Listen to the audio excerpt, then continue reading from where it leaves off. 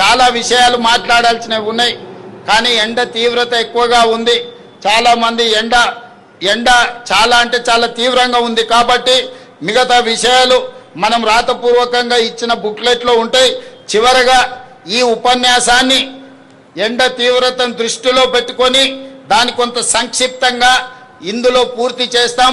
రాతపూర్వకమైన వివరాలన్నిటిని కూడా అందించాం రాష్ట్ర ప్రజలందరికీ.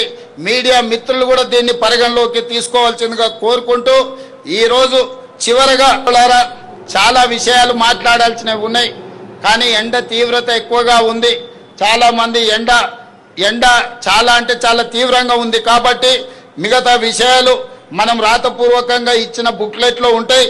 చివరగా ఈ ఉపన్యాసాన్ని ఎండ తీవ్రతను దృష్టిలో పెట్టుకొని దాని కొంత సంక్షిప్తంగా ఇందులో పూర్తి చేస్తాం. రాతపూర్వకమైన వివరాలన్నిటిని కూడా అందించాం రాష్ట్ర ప్రజలందరికీ. మీడియా మిత్రులు కూడా దీన్ని పరిగణలోకి తీసుకోవాల్సిందిగా కోరుకుంటూ ఈరోజు చివరగా